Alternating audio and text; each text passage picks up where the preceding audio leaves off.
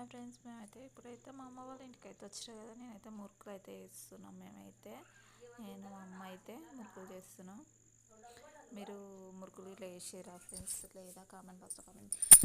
సంక్రాంతికి మురుకులు అయితే వేసేసినాం. ఇప్పుడైతే కంప్లీట్ అయిపోతున్నాయి. ఇంకా కొంచెం పిండి ఉంది.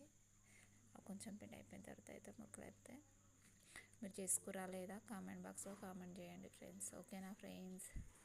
మేమైతే చేసుకున్నాం మురుకులు అయితే.